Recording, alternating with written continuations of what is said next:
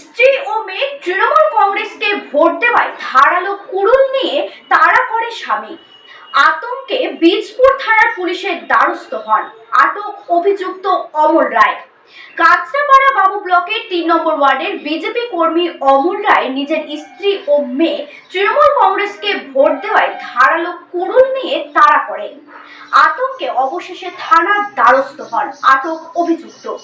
কি হয়েছিল? তো আমাকে মারছে। প্রথমে হয়েছে, বলছে তুমি কোথায় ভোট দিয়েছো। আমি তো সেটা আমার ব্যাপার। বলছে ঠিক আছে তোমার ব্যাপার, তাহলে তুমি ঠিক আছে। তাহলে এবার মেয়ে যখন ঘুরতে গেছিলো, মেয়ে আমাকে বললো কোথায় ভোট দিয়েছি। আমার ইচ্ছা, আমি যেখানে খুশি সেখানে ভোট দিচ্ছি, ভোটের কথা আমি কাউকে বলতে পারি না।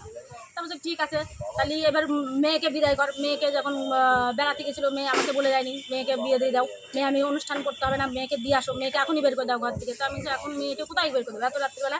বলছে না এখন বের করে দিতেই হবে।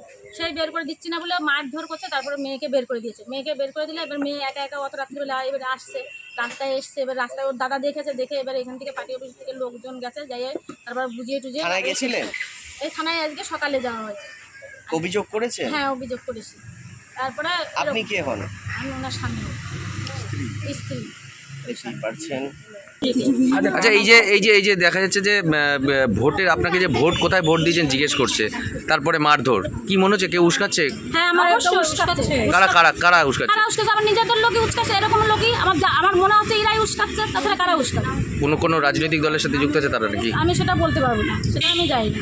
কিন্তু আমি ঘরের বউ, আমি কাজ করি, লোকের বাড়ি কাজ করি, আমি বাড়ি আসি, আমি আমার মতন আমি থাকি। আমি তো যাই না কি করে না করে। মদ খাওয়ার টাকাই বা পাচ্ছে কোথা থেকে? আজকে যেগুলো মেন কয়েকটা আছে, রামভক্ত হনুমান, তারা তো পাড়ায় ঢুকছে না, ঠিক আছে, তাদের মনে ভয় আছে, কারণ তারা পাড়াটাকে উত্তপ্ত করেছিল ভোটের আগে অর্জুনকে নিয়ে এসে, ঠিক আছে। পাড়ার লোক প্রতিবাদ করেছে বলে এখান থেকে পালিয়ে গেছে, ঠিক আছে। তারা পাড়ায় ঢুকছে না, আর এই সব মানুষদেরকে দিয়ে, গরিব মানুষ যারা দিন আনে দিন খায়, রাজমিস্ত্রির কাজ করে, তাদেরকে 2 পয়সার প্রলোভন দিয়ে মদ খাইয়ে এই জিনিসগুলো গরিব মানুষকে দিয়ে করাচ্ছে। এই যে আপনার যে ওয়ার্ডে এরকমভাবে বারবার যে উত্তপ্ত করছে, কি চাইছেন আপনারা? আমরা চাইছি প্রশাসন ডিসিশনটা নিক। আর এরকম আমি এই আপনাদের মিডিয়ার থ্রুতে আমি আমার পাড়ার লোককেও আমি বলেছি, কালকে আমি একটা মিটিং করেছিলাম যে কারুর প্ররোচনায় কারুর ইয়েতে পা দেবেন না, আপনাদের কারুর কোনো অসুবিধা হবে না, তার জন্য আমি আছি।